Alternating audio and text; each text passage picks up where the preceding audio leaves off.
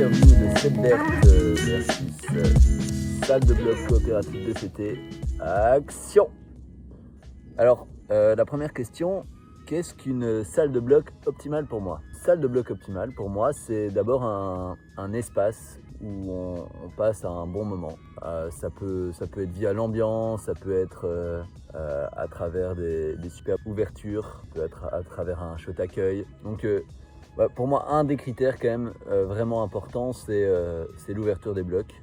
Bon, je pense qu'il n'y a pas forcément besoin d'avoir des beaux pans connectés ou même si c'est toujours utile, mais tant qu'on a une belle ouverture de qualité qui essaye de créer des blocs originaux et bien finis, je pense que ça c'est vraiment un critère hyper important d'un point de vue très pratique.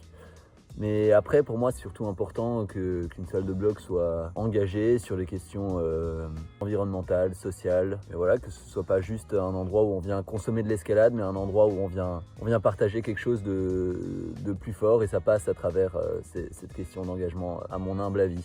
Alors, la deuxième question, quel est mon meilleur souvenir à ECT? Alors, j'ai beaucoup de souvenirs, d'excellents souvenirs à ECT. Pour y avoir passé toutes mes études d'éducation physique, donc en tant que grimpeur, j'ai vécu plein de choses, énormément de séances d'entraînement. Je me rappelle notamment une séance d'entraînement où j'avais décidé de faire le plus de fois un 6C+, en 20 minutes je pense, quand j'étais en première à l'université. Et j'avais fini par le faire 18 fois je crois, et ça avait été, je sais pas pourquoi je me souviendrai toujours de ce moment où j'avais tout donné en tant que grimpeur à ECT.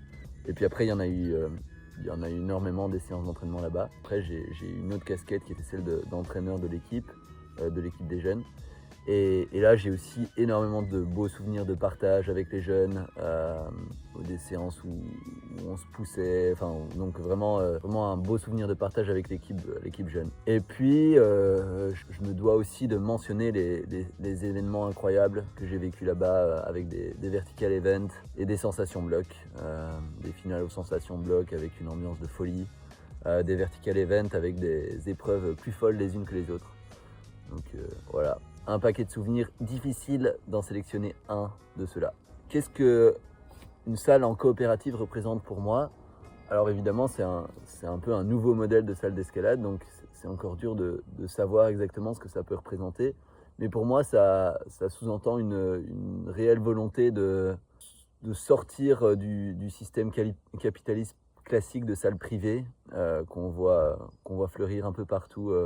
Pour moi, c'est vraiment une aubaine de passer dans un système qui se différencie, de chercher ailleurs. Et puis, de sortir de cette course au profit à tout prix et de faire un espace plus horizontal, où tout le monde a son mot à dire, où on va pas être en quête de profit à tout prix, où vraiment on fait les choses pour les gens, pour les personnes qui viennent grimper dans cette salle. Pour moi, c'est un vrai pas en avant pour l'escalade en Belgique et peut-être même plus largement en Europe. Alors, pourquoi ECT est si unique en Belgique? Ouais, ça rejoint la question de tous les souvenirs que j'ai là-bas. Pour moi, ECT vraiment unique en Belgique parce qu'ils ont su mettre une ambiance et une énergie dans l'escalade et dans l'atmosphère qui est créée dans la salle, qui est assez particulière. Ouais, il suffit de participer à un événement là-bas pour s'en rendre compte que voilà, là-bas les choses sont pas faites à moitié. Et il y a une réelle atmosphère qui s'est créée au fil des années. La dernière question, c'est quel est mon souhait pour l'avenir de l'escalade? L'escalade est quand même en train de devenir un vrai produit capital, notamment avec, on voit l'ouverture de toutes les salles de bloc, de toutes les nouvelles salles un peu partout dans toutes les grandes villes du monde, tout en France et en Europe, dans toutes les capitales, il y a des dizaines et des dizaines de nouvelles salles d'escalade qui naissent, qui grandissent. Et donc on aura tendance à dire que l'escalade se démocratise ou se popularise. Et moi j'ai l'impression que c'est pas du tout le cas, que c'est plutôt le contraire, que l'escalade devient, que en fait toutes ces salles d'escalade, elles sont elles ont des prix d'entrée assez chers, elles ont un mode de fonctionnement très capitaliste, c'est-à-dire qu'on a vraiment l'impression que c'est l'idée est de faire vraiment du profit à travers toutes ces salles. Et donc pour moi, c'est vraiment pas une popularisation ou une démocratisation de l'escalade, c'est plutôt une capitalisation ou une privatisation, où l'escalade est utilisée comme un moyen de faire plus de fric. Et moi, mon souhait pour l'avenir, c'est qu'on assiste à une vraie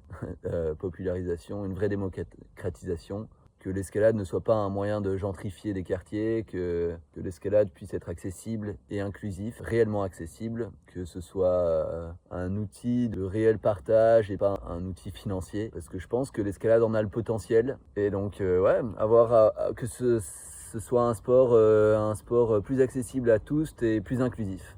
Donc, voilà, ça c'est le souhait en très bref. Allez, merci beaucoup ECT et je vous souhaite tout le bonheur. J'ai hâte de venir grimper dans la nouvelle salle coopérative de Genneval.